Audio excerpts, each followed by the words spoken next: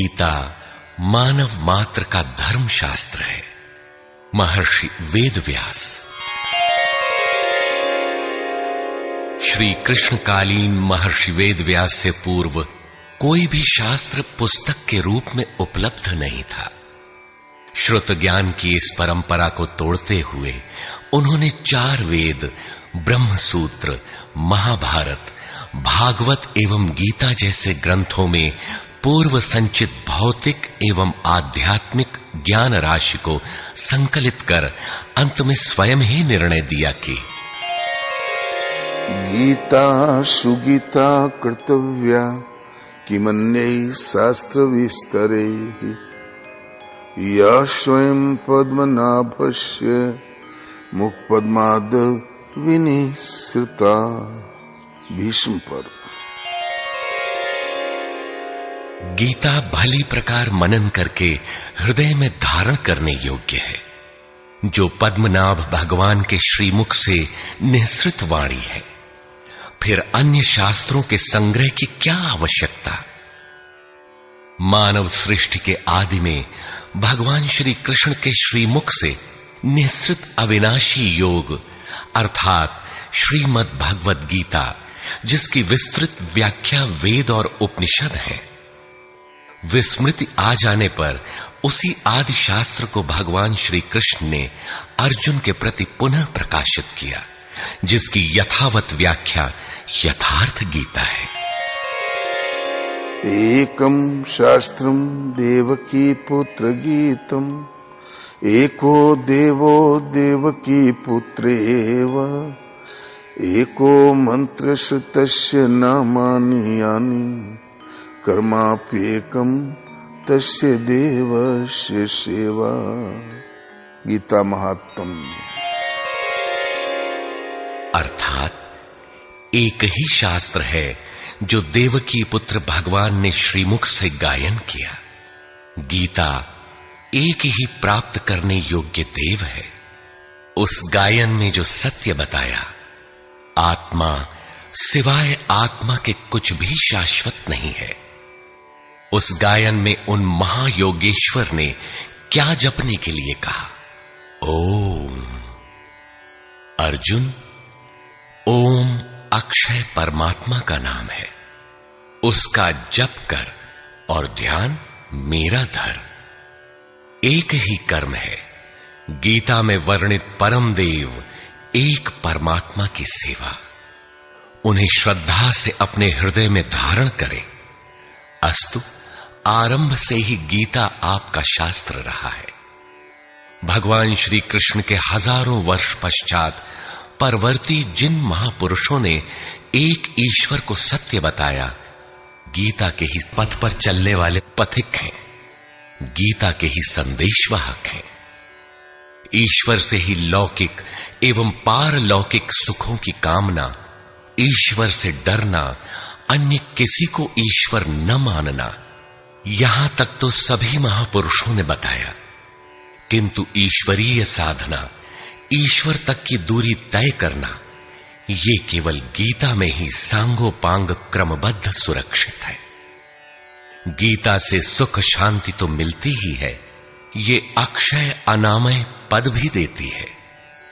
देखिए श्रीमद् भगवद गीता की टीका, यथार्थ गीता।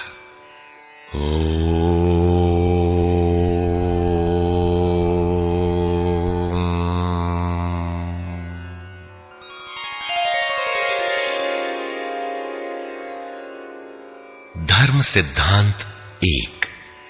सभी प्रभु के पुत्र। ममैवांशो जीवलोके जीवभूतः सनातनः मनः षष्ठानीन्द्रियाणि प्रकृतिस्थानि कर्षति। सभी मानव ईश्वर की संतान है, मेरे विशुद्ध अंश हैं। मानव तन की सार्थकता। किम पुनर्ब्राह्मणा पुण्या भक्ता राजर्षयस्तथा अनित्यमसुखं लोकम् इमं प्राप्य भजस्व माम्। सुख रहित क्षण भंगुर किंतु दुर्लभ मानव तन को पाकर मेरा भजन कर, अर्थात भजन का अधिकार मनुष्य शरीरधारी को है। मनुष्य की केवल दो जाति, द्वौ भूत सर्गौ लोकेऽस्मिन् दैव आसुर एव च। दैवो विस्तरशः प्रोक्त आसुरं पार्थ मे शृणु। मनुष्य केवल दो प्रकार के हैं, देवता और असुर। जिसके हृदय में दैवी संपत्ति कार्य करती है वो देवता है, तथा जिसके हृदय में आसुरी संपत्ति कार्य करती है वो असुर है। तीसरी कोई अन्य जाति सृष्टि में नहीं है। हर कामना ईश्वर से सुलभ। त्रैविद्या मां सोमपाः पूतपापाः यज्ञैरिष्ट्वा स्वर्गतिं प्रार्थयन्ते। ते पुण्यमासाद्य सुरेन्द्रलोकम् अश्नन्ति दिव्यान् दिवि देवभोगान्। मुझे भजकर लोग स्वर्ग तक की कामना करते हैं, मैं उन्हें देता हूं। अर्थात सब कुछ एक परमात्मा से सुलभ है। भगवान की शरण से पापों का नाश। अपि चेदसि पापेभ्यः सर्वेभ्यः पापकृत्तमः सर्वं ज्ञानप्लवेनैव वृजिनं सन्तरिष्यसि। संपूर्ण पापियों से अधिक पाप करने वाला भी ज्ञान रूपी नौका द्वारा निस्संदेह पार हो जाएगा। ज्ञान अध्यात्मज्ञान नित्यत्वं तत्त्वज्ञानार्थदर्शनम् एतज्ज्ञानमिति प्रोक्तम् अज्ञानं यदतोऽन्यथा। आत्मा के आधिपत्य में आचरण, तत्व के अर्थ रूप मुझ परमात्मा का प्रत्यक्ष दर्शन ज्ञान है, और इसके अतिरिक्त जो कुछ भी है अज्ञान है। अतः ईश्वर की प्रत्यक्ष जानकारी ही ज्ञान है। भजन का अधिकार सबको। अपि चेत् सुदुराचारो भजते मामनन्यभाक् साधुरेव समन्तव्यः सम्यग् व्यवसितो हि सः। क्षिप्रं भवति धर्मात्मा शश्वच्छान्तिं निगच्छति कौन्तेय प्रतिजानीहि न मे भक्तः प्रणश्यति। अत्यंत दुराचारी भी मेरा भजन करके शीघ्र ही धर्मात्मा हो जाता है एवं सदा रहने वाली शाश्वत शांति को प्राप्त कर लेता है। अतः धर्मात्मा वो है जो एक परमात्मा के प्रति समर्पित है, और भजन करने का अधिकार दुराचारी तक को है। भगवत पथ में बीज का नाश नहीं। नेहाभिक्रमनाशोऽस्ति प्रत्यवायो न विद्यते स्वल्पमप्यस्य धर्मस्य त्रायते महतो भयात्। धर्म अर्थात आत्मदर्शन की क्रिया का स्वल्प आचरण भी जन्म मरण के महान भय से उद्धार करने वाला होता है। धर्म अपरिवर्तनशील है। ईश्वर का निवास। ईश्वरः सर्वभूतानां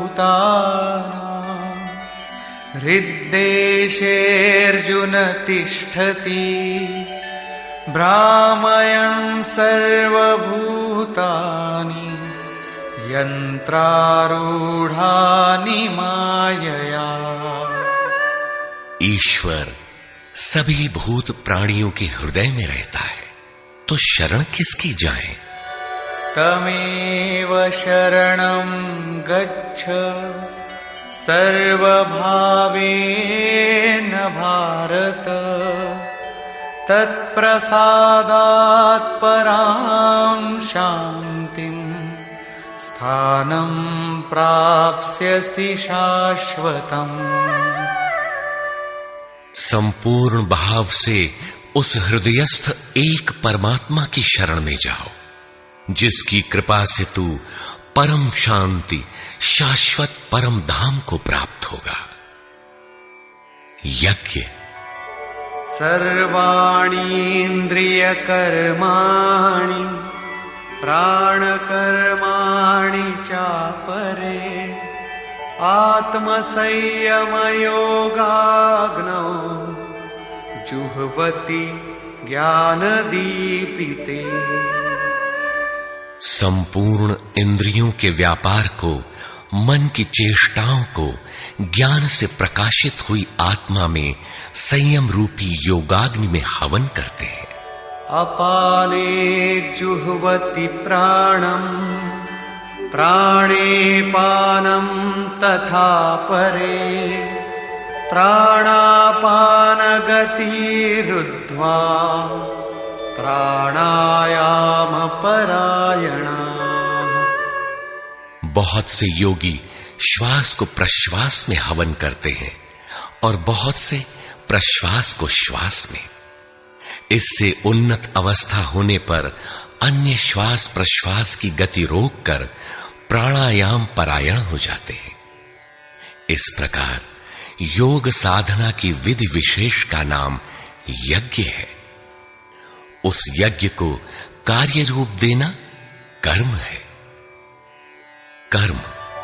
एवं बहुविधा यज्ञा वितता ब्रह्मणो मुखे कर्मजान् विद्धितान् सर्वान् एवं ज्ञात्वा विमोक्ष्यसे।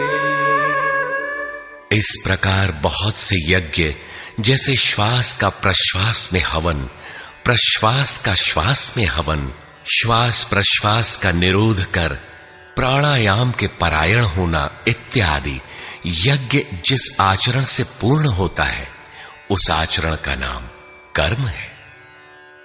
कर्म माने आराधना, कर्म माने चिंतन। योग साधना पद्धति का नाम यज्ञ है। विकर्म। विकर्म का अर्थ विकल्प शून्य कर्म है। प्राप्ति के पश्चात महापुरुषों के कर्म विकल्प शून्य होते हैं। आत्मस्थित, आत्मतृप्त, आप्त काम महापुरुषों को न तो कर्म करने से कोई लाभ है और न छोड़ने से कोई हानि ही है। फिर भी वे पीछे वालों के हित के लिए कर्म करते हैं। ऐसा कर्म विकल्प शून्य है, विशुद्ध है, और यही कर्म विकर्म कहलाता है। यज्ञ करने का अधिकार। यज्ञशिष्टामृत भुजो यान्ति ब्रह्म सनातनम् नायं लोकोऽस्त्य यज्ञस्य कुतोऽन्यः कुरु सत्तम। यज्ञ न करने वालों को दोबारा मनुष्य शरीर भी नहीं मिलता। अर्थात यज्ञ करने का अधिकार उन सब को है जिन्हें मनुष्य शरीर मिला है। ईश्वर देखा जा सकता है। भक्त्या त्वनन्यया शक्य अहमेवं विधोर्जुन ज्ञातुं द्रष्टुं च तत्त्वेन प्रवेष्टुं च परन्तप। अनन्य भक्ति के द्वारा मैं प्रत्यक्ष देखने, जानने तथा प्रवेश करने के लिए भी सुलभ हूं। आश्चर्यवत् पश्यति कश्चिदेनम्, आश्चर्यवद् वदति तथैव चान्यः, आश्चर्यवच्चैनमन्यः शृणोति, श्रुत्वाप्येनं वेद न चैव कश्चित्। इस अविनाशी आत्मा को कोई विरला ही आश्चर्य की तरह देखता है, आश्चर्य की तरह उपदेश करता है, और कोई विरला ही इसे आश्चर्य की तरह सुनता है। अर्थात ये प्रत्यक्ष दर्शन है। आत्मा ही सत्य है, सनातन है।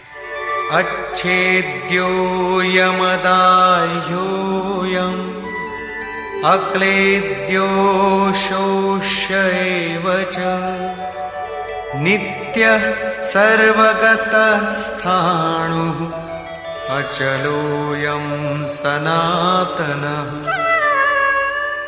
ये आत्मा सर्वव्यापक, अचल, स्थिर रहने वाला और सनातन है। आत्मा ही सत्य है। विधाता और उससे उत्पन्न सृष्टि नश्वर है। आब्रह्म भुवनाल्लोकाः पुनरावर्तिनोऽर्जुन, मामुपेत्य तु कौन्तेय पुनर्जन्म न विद्यते। ब्रह्मा और उससे निर्मित सृष्टि, देवता और दानव दुखों की खानी, क्षणभंगुर और नश्वर है, किंतु मेरा भक्त कभी नष्ट नहीं होता। भजन एक परमात्मा का करना चाहिए। देव पूजा। कामैस्तैस्तैर्हितज्ञानाः प्रपद्यन्तेऽन्यदेवताः, तन्तन्नियममास्थाय प्रकृत्या नियताः स्वया। कामनाओं से जिनकी बुद्धि आक्रांत है, ऐसे मूढ़ बुद्धि ही परमात्मा के अतिरिक्त अन्य देवताओं की पूजा करते हैं। येऽप्यन्यदेवता भक्ता यजन्ते श्रद्धयान्विताः, तेऽपि मामेव कौन्तेय यजन्त्यविधिपूर्वकम्। देवताओं को पूजने वाला मेरी ही पूजा करता है, किंतु वह पूजन अविधि पूर्वक है, इसलिए नष्ट हो जाता है। यजन्ते सात्विका देवान् यक्षरक्षांसि राजसाः, प्रेतान् भूतगणांश्चान्ये यजन्ते तामसा जनाः। अर्जुन, शास्त्र विधि को त्याग कर भजने वाले सात्विक श्रद्धा वाले देवताओं को, राजस पुरुष यक्ष राक्षसों को और तामस पुरुष भूत प्रेतों को पूजते हैं, किंतु कर्षयन्तः शरीरस्थम् भूतग्राममचेतसः, मां चैवान्तः शरीरस्थम् तान् विद्यासुरनिश्चयान्। वे शरीर रूप से स्थित भूत समुदाय और अंतर्यामी रूप में स्थित मुझ परमात्मा को कृश करने वाले हैं। उनको तू असुर जान। अर्थात देवताओं को पूजने वाले भी आसुरी वृत्ति के अंतर्गत हैं। अधम। तानहं द्विषतः क्रूरान् संसारेषु नराधमान् क्षिपाम्यजस्रमशुभान् आसुरीष्वेव योनिषु। जो यज्ञ की नियत विधि छोड़ कल्पित विधियों से यजन करते हैं, वे ही क्रूर कर्मी, पापाचारी तथा मनुष्यों में अधम है। अन्य कोई अधम नहीं है। नियत विधि क्या है? ओमित्येकाक्षरं ब्रह्म व्याहरन् मामनुस्मरन् यः प्रयाति त्यजन् देहं स याति परमां गतिम्। ओम जो अक्षय ब्रह्म का परिचायक है, उसका जप तथा मुझ एक परमात्मा का स्मरण, तत्वदर्शी महापुरुष के संरक्षण में ध्यान। शास्त्र इति गुह्यतमं शास्त्रम् इदमुक्तं मया नघ एतद्बुद्ध्वा बुद्धिमान् स्यात् कृतकृत्यश्च भारत। इस प्रकार यह अति गोपनीय शास्त्र मेरे द्वारा कहा गया। इसे तत्व से जानकर मनुष्य पूर्ण ज्ञाता तथा कृतार्थ हो जाता है। अतः योगेश्वर श्री कृष्ण की यह वाणी स्वयं में पूर्ण शास्त्र है।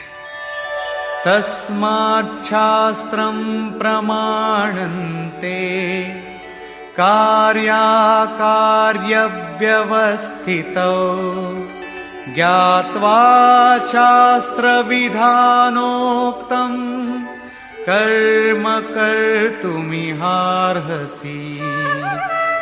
कर्तव्य और अकर्तव्य के निर्धारण में शास्त्र ही प्रमाण है। अतः गीता में निर्धारित विधि से आचरण करें।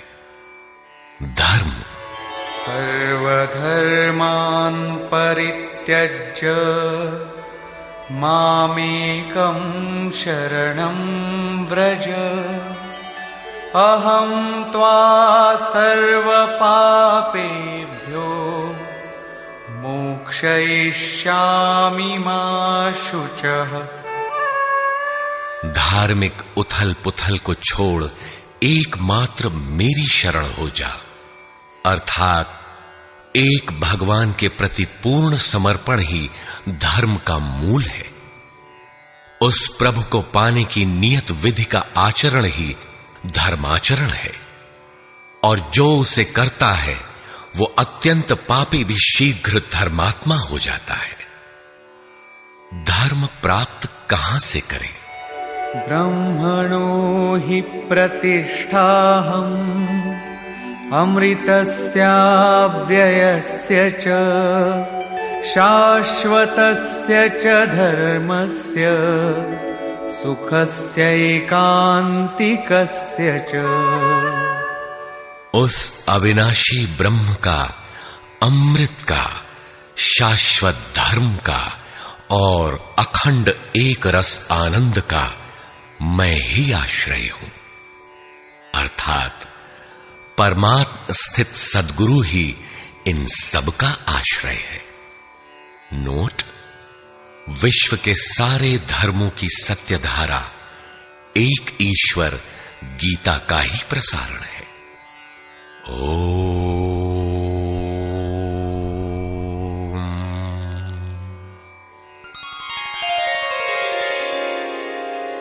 प्राक कथन। वस्तुतः गीता पर टीका लिखने की अब कोई आवश्यकता प्रतीत नहीं होती, क्योंकि इस पर सहस्त्रों टीकाएं लिखी जा चुकी हैं, जिनमें 50 तो केवल संस्कृत में ही हैं। गीता को लेकर 50 मत हैं, जबकि सबकी आधारशिला एकमात्र गीता है। योगेश्वर श्री कृष्ण ने तो कोई एक बात कही होगी, फिर यह मतभेद क्यों? वस्तुतः वक्ता एक ही बात कहता है, किंतु श्रोता यदि 10 बैठे हों तो 10 प्रकार के आशय ग्रहण करते हैं। व्यक्ति की बुद्धि पर तामसी, राजसी अथवा सात्विक गुणों का जितना प्रभाव है, उसी स्तर से उस वार्ता को पकड़ पाता है। इससे आगे वो समझ नहीं पाता। अतः मतभेद स्वाभाविक है। विभिन्न मतवादों से और कभी-कभी एक ही सिद्धांत को अलग-अलग काल और भाषाओं में व्यक्त करने से साधारण मनुष्य संशय में पड़ जाता है।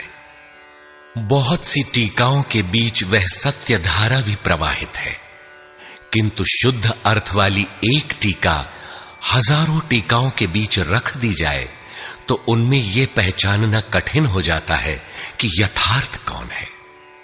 वर्तमान काल में गीता की बहुत सी टीकाएं हो गई हैं। सभी अपनी अपनी सत्यता का उद्घोष करती हैं, किंतु गीता के शुद्ध अर्थ से वे बहुत दूर हैं।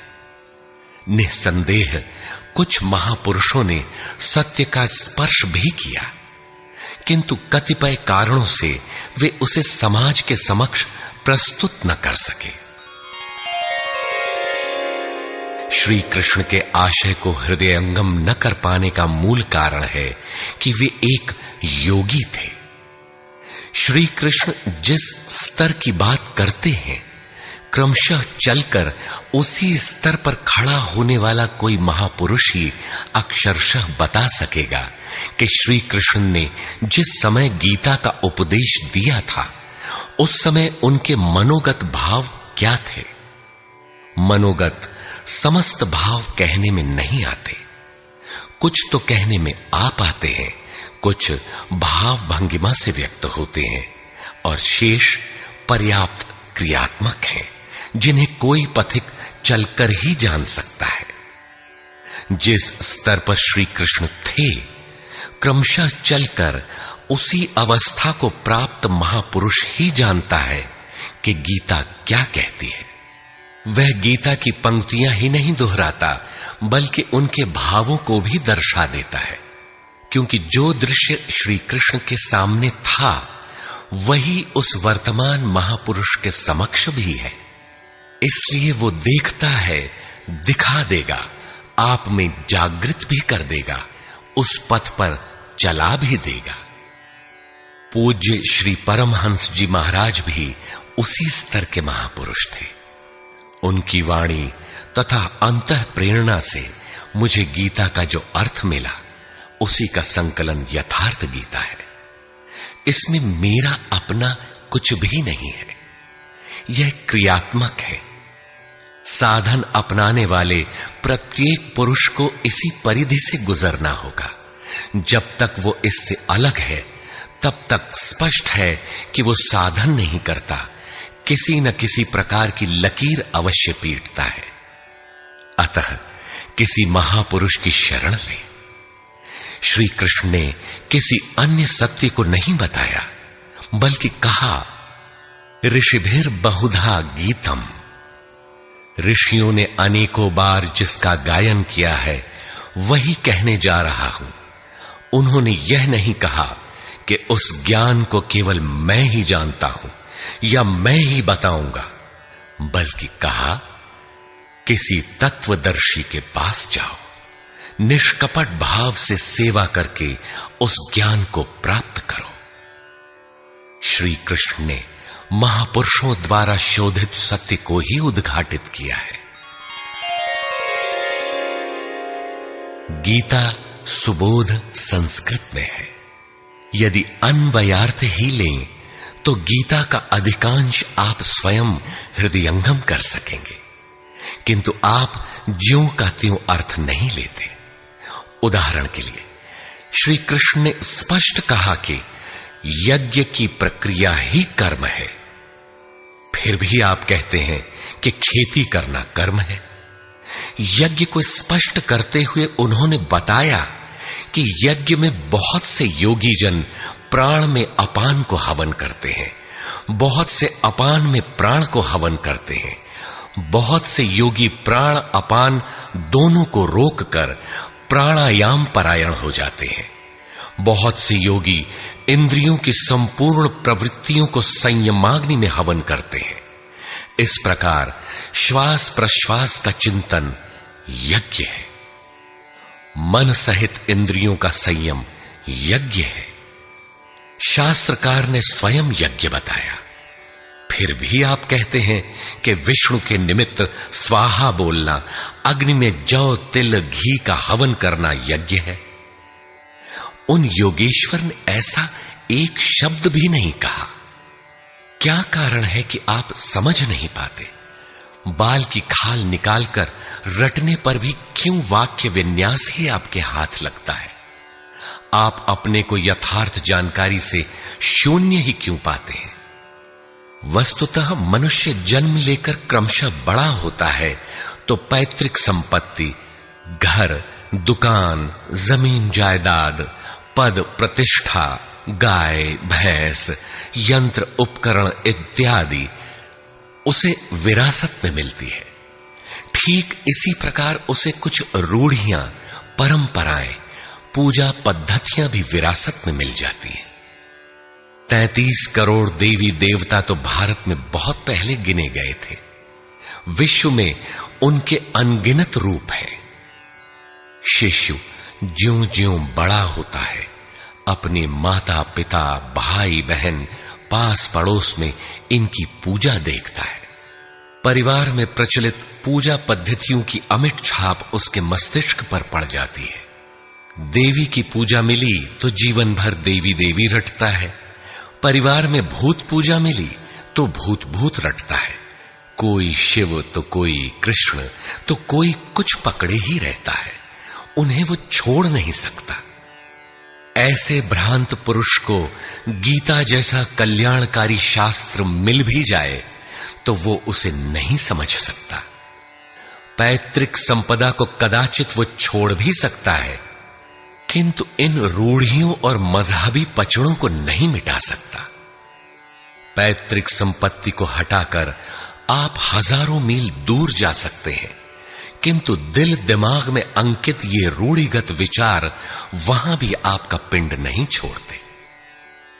आप सिर काटकर अलग तो नहीं रख सकते, अतः आप यथार्थ शास्त्र को भी उन्हीं रूढ़ियों, रीति रिवाजों, मान्यताओं और पूजा पद्धतियों के अनुरूप ढाल कर देखना चाहते हैं। यदि उनके अनुरूप बात ढलती है, वार्ता का क्रम बैठता है, तो आप उसे सही मानते हैं, और नहीं ढलती तो गलत मानते हैं। इसीलिए आप गीता का रहस्य नहीं देख पाते। गीता का रहस्य रहस्य ही बनकर रह जाता है। इसके वास्तविक पारखी संत अथवा सद्गुरु हैं। वही बता सकते हैं कि गीता क्या कहती है। सब नहीं जान सकते। सबके लिए सुलभ उपाय यही है कि इसे किसी महापुरुष के सानिध्य में समझें, जिसके लिए श्री कृष्ण ने बल दिया है। गीता किसी विशिष्ट व्यक्ति, जाति, वर्ग, पंथ, देश काल या किसी रूढ़िग्रस्त संप्रदाय का ग्रंथ नहीं है, बल्कि यह सार्वलौकिक, सार्वकालिक धर्म ग्रंथ है। यह प्रत्येक देश, प्रत्येक जाति तथा प्रत्येक स्तर के प्रत्येक स्त्री पुरुष के लिए, सबके लिए है। केवल दूसरों से सुनकर या किसी से प्रभावित होकर मनुष्य को ऐसा निर्णय नहीं लेना चाहिए जिसका प्रभाव सीधे उसके अपने अस्तित्व पर पड़ता हो। पूर्वाग्रह की भावना से मुक्त होकर सत्यान्वेषियों के लिए यह आर्ष ग्रंथ आलोक स्तंभ है। हिंदुओं का आग्रह है कि वेद ही प्रमाण है। वेद का अर्थ है ज्ञान, परमात्मा की जानकारी। परमात्मा न संस्कृत में है न संहिताओं में। पुस्तक तो उसका संकेत मात्र है। वह वस्तुतः हृदय में जागृत होता है। विश्वामित्र चिंतन कर रहे थे। उनकी भक्ति देखकर ब्रह्मा आए। बोले, आज से तुम ऋषि हो। विश्वामित्र को संतोष नहीं हुआ। चिंतन में लगे रहे। कुछ काल पश्चात देवताओं सहित ब्रह्मा पुनः आए और बोले, आज से तुम राजर्षि हो। किंतु विश्वामित्र का समाधान ना हुआ। वे अनवरत चिंतन में लगे रहे। ब्रह्मा दैवी संपदाओं के साथ पुनः आए और बताया कि आज से तुम महर्षि हुए। विश्वामित्र ने कहा, नहीं, मुझे जितेंद्रिय ब्रह्मर्षि कहें। ब्रह्मा ने कहा, अभी तुम जितेंद्रिय नहीं हो। विश्वामित्र पुनः तपस्या में लग गए। उनके मस्तिष्क से तपस्या की आभा निकलने लगी। तब देवताओं ने ब्रह्मा से निवेदन किया। ब्रह्मा उसी प्रकार विश्वामित्र से बोले, अब तुम ब्रह्मर्षि हो। विश्वामित्र ने कहा, यदि मैं ब्रह्मर्षि हूं तो वेद हमारा वरण करे। वेद विश्वामित्र के हृदय में उतर आया। जो तत्व विदित नहीं था, विदित हो गया। यही वेद है, न कि पोथी। जहां विश्वामित्र रहते थे, वहां वेद रहता था। यही श्री कृष्ण भी कहते हैं कि संसार अविनाशी पीपल का वृक्ष है। ऊपर परमात्मा जिसका मूल और नीचे प्रकृति पर्यंत शाखाएं हैं। जो इस प्रकृति का अंत करके परमात्मा को विदित कर लेता है, वह वेदवित है। अर्जुन, मैं भी वेदवित हूं। अतः प्रकृति के प्रसार और अंत के साथ परमात्मा की अनुभूति का नाम वेद है। यह अनुभूति ईश्वर प्रदत्त है। इसलिए वेद को अपौरुषेय कहा जाता है। महापुरुष अपौरुषेय होते हैं। उनके माध्यम से परमात्मा ही बोलता है। वे परमात्मा के संदेश प्रसारक अर्थात ट्रांसमीटर हो जाते हैं। केवल शब्द ज्ञान के आधार पर उनकी वाणी में निहित यथार्थ को परखा नहीं जा सकता। उन्हें वही जान पाता है जिसने क्रियात्मक पथ से चलकर इस अपौरुषेय स्थिति को पाया हो, जिसका पुरुष अर्थात अहं परमात्मा में विलीन हो चुका हो।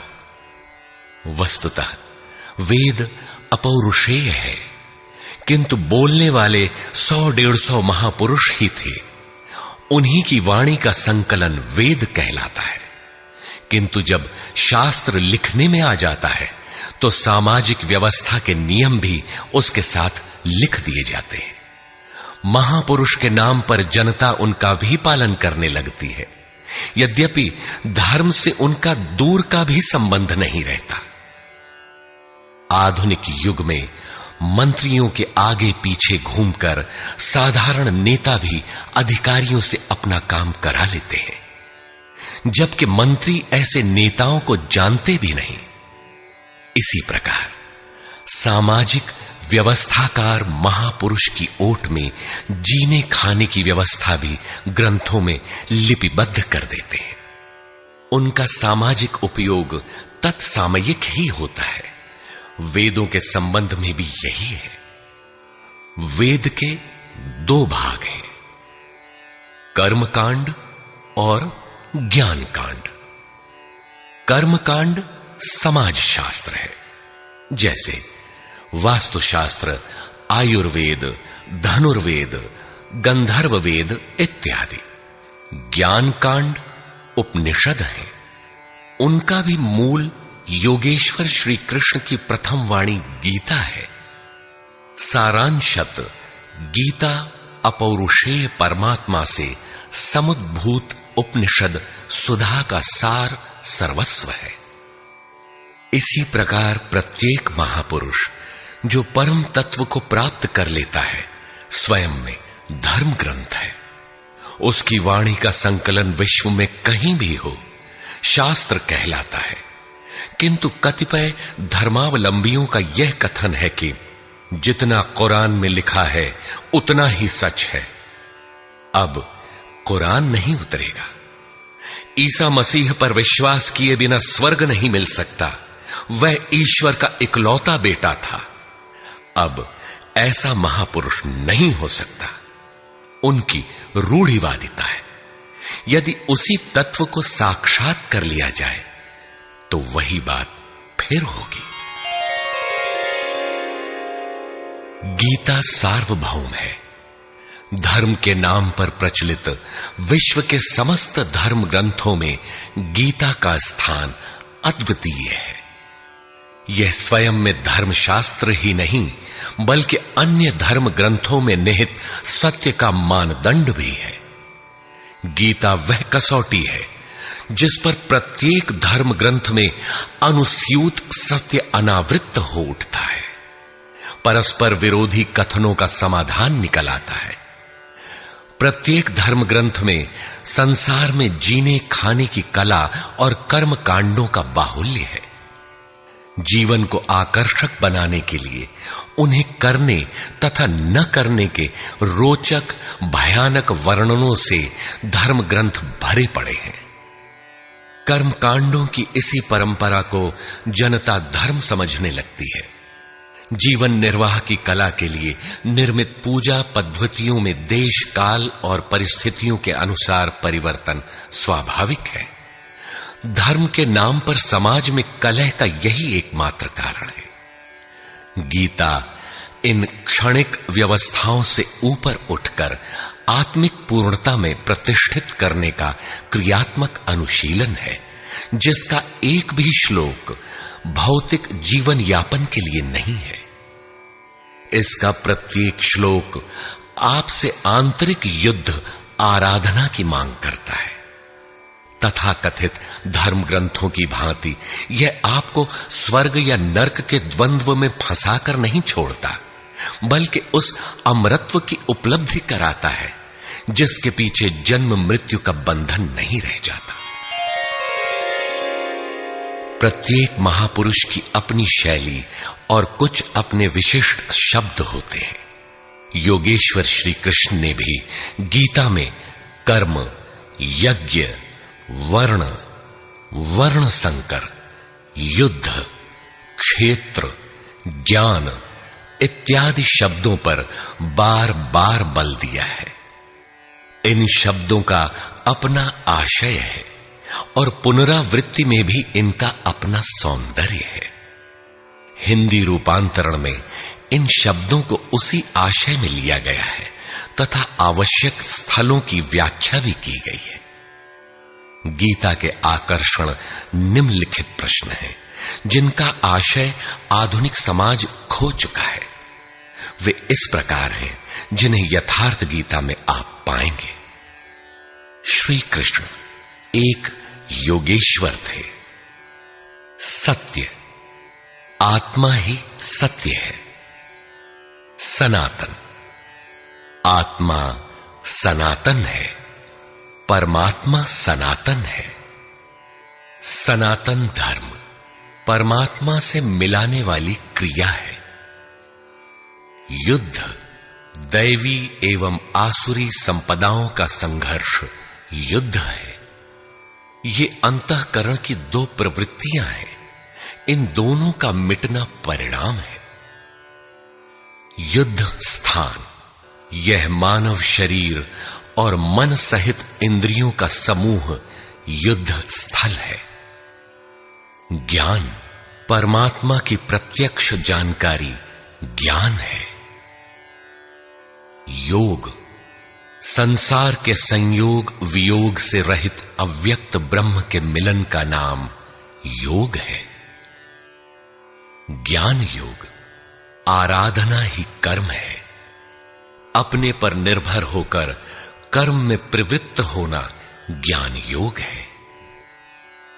निष्काम कर्म योग इष्ट पर निर्भर होकर समर्पण के साथ कर्म में प्रवृत्त होना निष्काम कर्म योग है।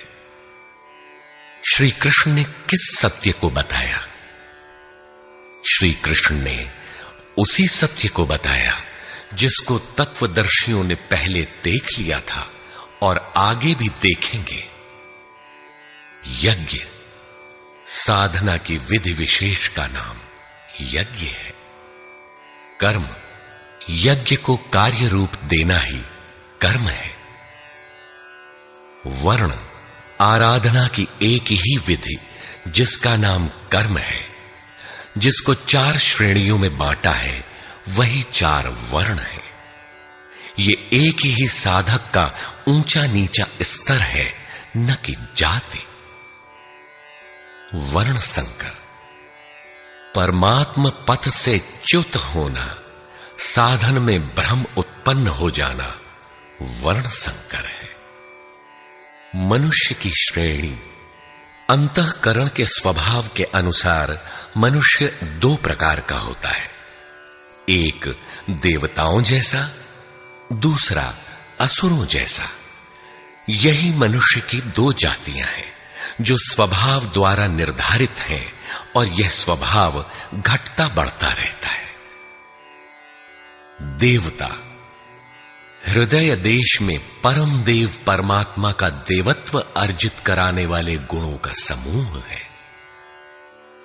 बाह्य देवताओं की पूजा कामनाओं से जिनकी बुद्धि आक्रांत है, ऐसे अविवेकी और मूढ़ बुद्धि की देन है।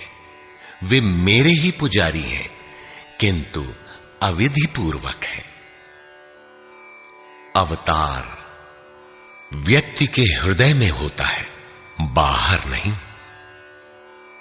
विराट दर्शन योगी के हृदय में ईश्वर के द्वारा दी गई अनुभूति है। भगवान साधक में दृष्टि बनकर खड़े हों तभी दिखाई पड़ते हैं।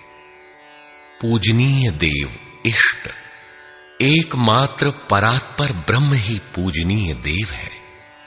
उसे खोजने का स्थान हृदय देश है। उसकी प्राप्ति का स्रोत उसी अव्यक्त स्वरूप में स्थित प्राप्ति वाले महापुरुष के द्वारा है।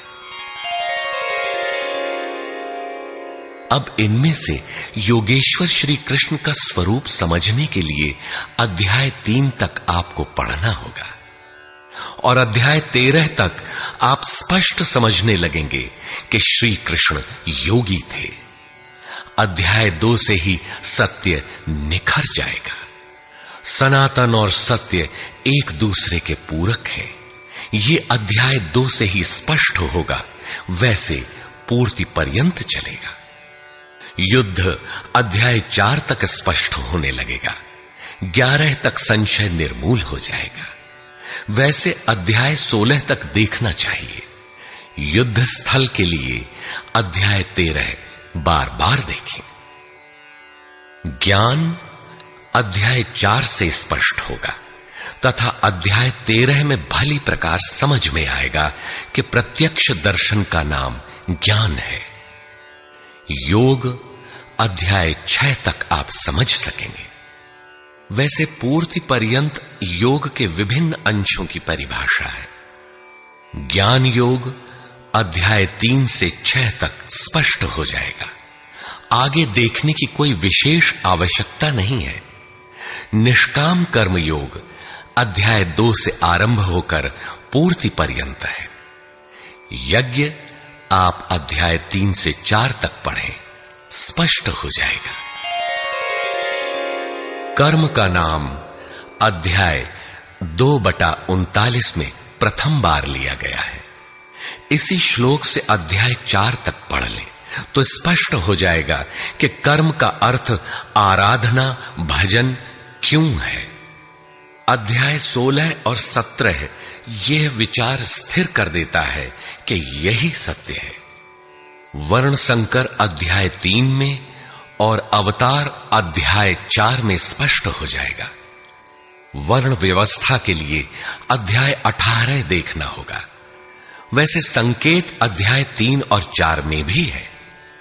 मनुष्य की देवासुर जातियों के लिए अध्याय 16 द्रष्टव्य है। विराट दर्शन अध्याय 10 से 11 तक स्पष्ट हो गया है। अध्याय 7, 9 और 15 में भी इस पर प्रकाश डाला गया है। अध्याय 7, 9 और 17 में बाह्य देवताओं की अस्तित्वहीनता स्पष्ट हो जाती है। परमात्मा के पूजन की स्थली हृदय देश ही है, जिसमें ध्यान, श्वास प्रश्वास के चिंतन इत्यादि की क्रियाएं जो एकांत में बैठकर की जाती हैं। अध्याय 3, 4, 6 और 18 में स्पष्ट है। बहुत सोचने विचारने से क्या प्रयोजन है? यदि अध्याय 6 तक ही अध्ययन कर लें तो भी यथार्थ गीता का मूल आशय आपकी समझ में आ जाएगा। गीता जीविका संग्राम का साधन नहीं, अपितु जीवन संग्राम में शाश्वत विजय का क्रियात्मक प्रशिक्षण है।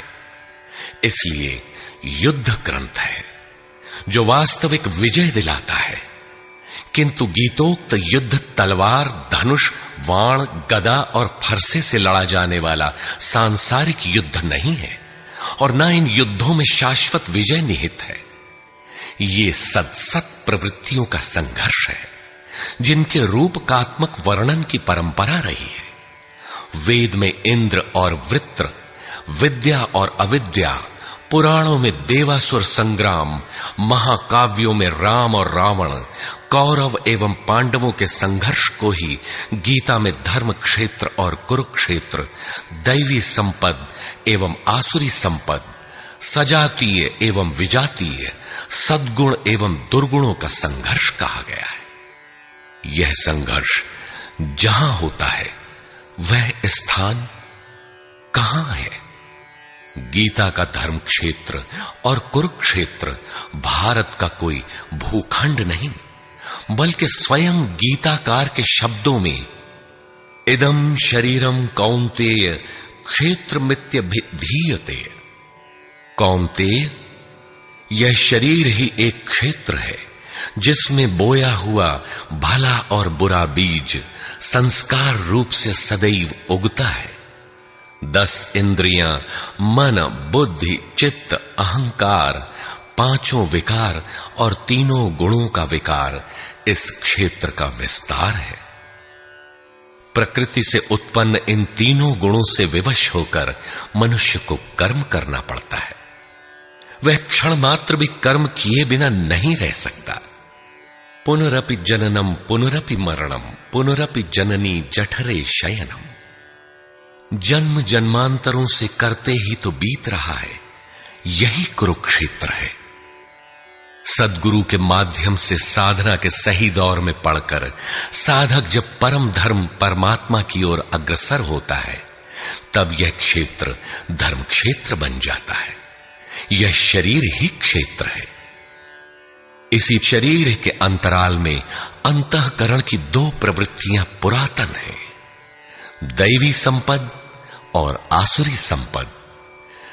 दैवी संपद में है पुण्य रूपी पांडु और कर्तव्य रूपी कुंती। पुण्य जागृत होने से पहले मनुष्य जो कुछ भी कर्तव्य समझकर करता है, अपनी समझ से वह कर्तव्य ही करता है, किंतु उससे कर्तव्य होता नहीं, क्योंकि पुण्य के बिना कर्तव्य को समझा ही नहीं जा सकता। कुंती ने पांडु से संबंध होने से पूर्व जो कुछ भी अर्जित किया वह था कर्ण। आजीवन कुंती के पुत्रों से लड़ता रह गया। पांडवों का दुर्धर्ष शत्रु यदि कोई था तो वह था कर्ण। विजातीय कर्म ही कर्ण है जो बंधनकारी है, जिससे परंपरागत रूढ़ियों का चित्रण होता है। पूजा पद्धतियां पिंड नहीं छोड़ती। पुण्य जागृत होने पर धर्म रूपी युधिष्ठिर, अनुराग रूपी अर्जुन, भाव रूपी भीम, नियम रूपी नकुल, सत्संग रूपी सहदेव, सात्विकता रूपी सात्यकी, काया में सामर्थ्य रूपी काशीराज, कर्तव्य के द्वारा भव पर विजय कुंती भोज इत्यादि इष्टोन्मुखी मानसिक प्रवृत्तियों का उत्कर्ष होता है, जिनकी गणना 7 अक्षौहिणी है। अक्ष दृष्टि को कहते हैं। सत्यमयी दृष्टिकोण से जिसका गठन है वह है दैवी संपद। परम धर्म परमात्मा तक की दूरी तय कराने वाली ये 7 सीढ़ियां, 7 भूमिकाएं हैं न कि कोई गणना विशेष। वस्तुतः ये प्रवृत्तियां अनंत हैं। दूसरी ओर है कुरुक्षेत्र, जिसमें 10 इंद्रियां और 1 मन 11 अक्षौहिणी सेना है। मन सहित इंद्रियमयी दृष्टिकोण से जिसका गठन है वह है आसुरी संपद, जिसमें है अज्ञान रूपी धृतराष्ट्र, जो सत्य को जानते हुए भी अंधा बना रहता है। उसकी सहचारिणी है गांधारी, इंद्रिय आधार वाली प्रवृत्ति। इनके साथ हैं मोह रूपी दुर्योधन, दुर्बुद्धि रूपी दुःशासन, विजातीय कर्म रूपी कर्ण, भ्रम रूपी भीष्म, द्वैत के आचरण रूपी द्रोणाचार्य, आसक्ति रूपी अश्वत्थामा, विकल्प रूपी विकर्ण, अधूरी साधना में कृपा के आचरण रूपी कृपाचार्य, और इन सब के बीच जीव रूपी विदुर है, जो रहता है अज्ञान में, किंतु दृष्टि सदैव पांडवों पर है। पुण्य से प्रवाहित प्रवृत्ति पर है, क्योंकि आत्मा परमात्मा का शुद्ध अंश है। इस प्रकार आसुरी संपद भी अनंत है। क्षेत्र एक ही है, यह शरीर, इसमें लड़ने वाली प्रवृत्तियां 2 हैं। एक प्रकृति में विश्वास दिलाती है, नीच अधम योनियों का कारण बनती है, तो दूसरी परम पुरुष परमात्मा में विश्वास और प्रवेश दिलाती है। तत्वदर्शी महापुरुष के संरक्षण में क्रमशः साधन करने पर दैवी संपत्ति का उत्कर्ष और आसुरी संपत्ति का सर्वथा शमन हो जाता है। जब कोई विकार ही नहीं रहा, मन का सर्वथा निरोध और निरुद्ध मन का भी विलय हो जाता है, तो दैवी संपत्ति की आवश्यकता समाप्त हो जाती है। अर्जुन ने देखा कि कौरव पक्ष के अनंतर पांडव पक्ष के योद्धा भी योगेश्वर में समाहित हो रहे हैं। पूर्ति के साथ दैवी संपत्ति भी विलीन हो जाती है। अंतिम शाश्वत परिणाम निकल आता है। इसके पश्चात महापुरुष यदि कुछ करता है तो केवल अनुयायियों के मार्गदर्शन के लिए ही करता है। लोक संग्रह की इसी भावना से महापुरुषों ने सूक्ष्म मनोभावों का वर्णन उन्हें ठोस स्थूल रूप देकर किया है। गीता छंदोबद्ध है, व्याकरण सम्मत है, किंतु इसके पात्र प्रतीकात्मक हैं। अमूर्त योग्यताओं के मूर्त रूप मात्र है। गीता के आरंभ में 30-40 पात्रों का नाम लिया गया है, जिनमें आधे सजातीय हैं, आधे विजातीय। कुछ पांडव पक्ष के हैं, कुछ कौरव पक्ष के। विश्व रूप दर्शन के समय इनमें से 4-6 नाम पुनः आए हैं, अन्यथा संपूर्ण गीता में इन नामों की चर्चा तक नहीं है।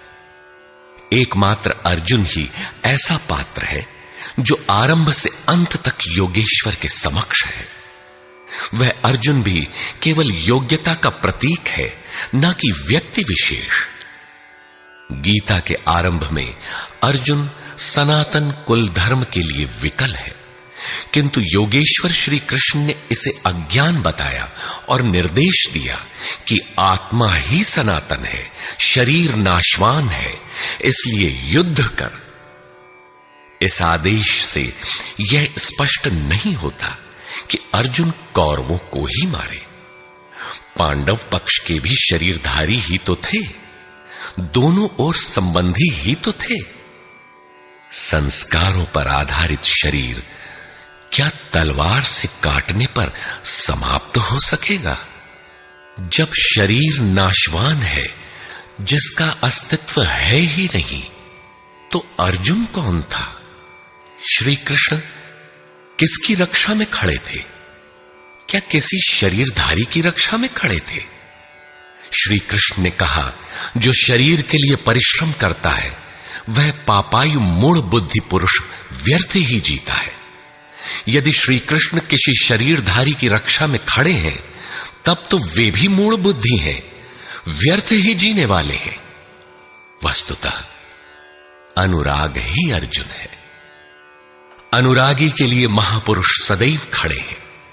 अर्जुन शिष्य था और श्री कृष्ण एक सद्गुरु थे।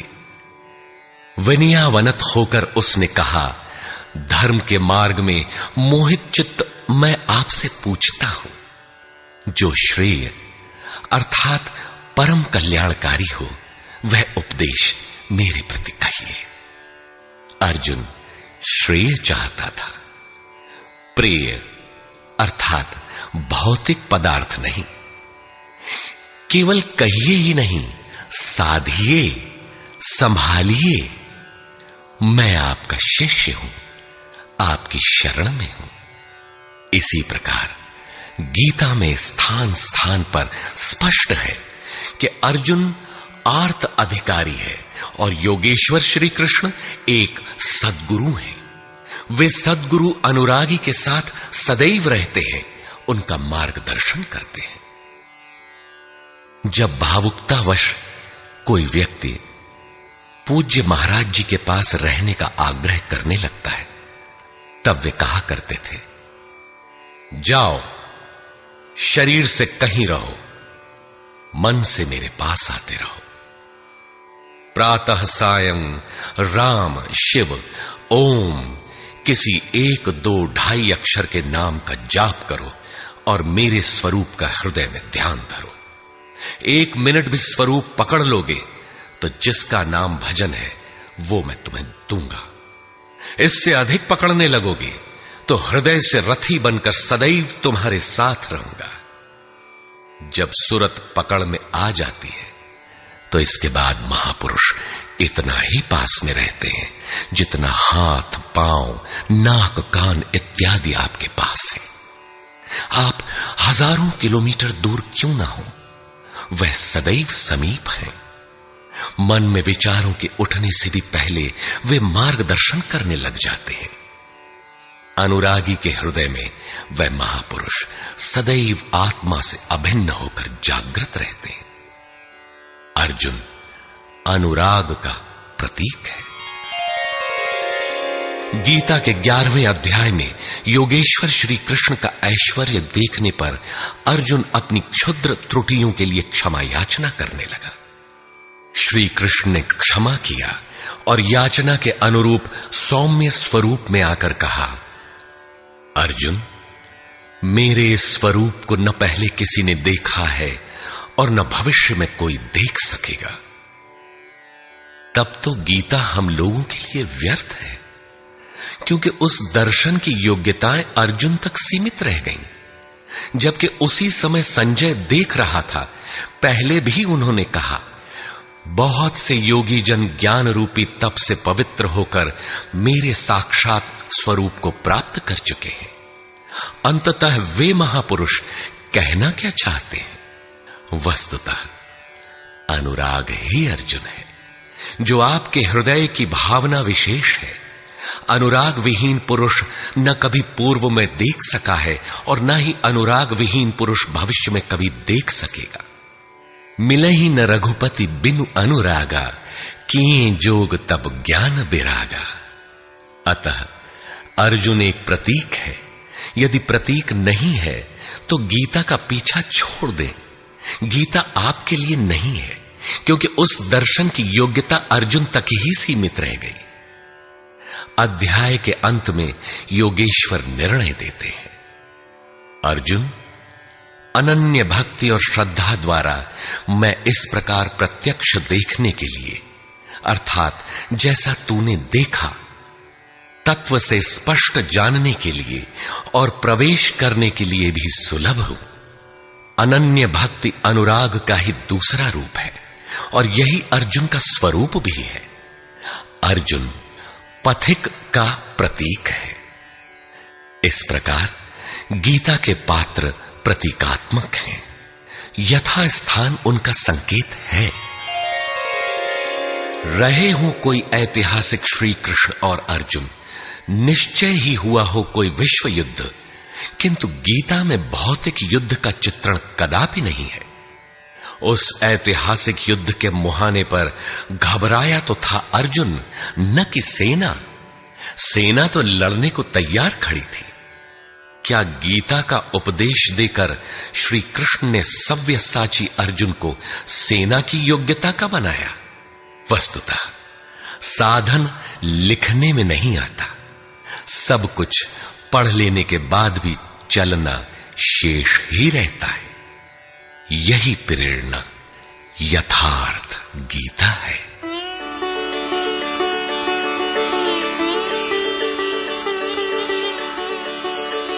सद्गुरु कृपाश्रयी जगत बंधु स्वामी अड़गड़ानंद जी।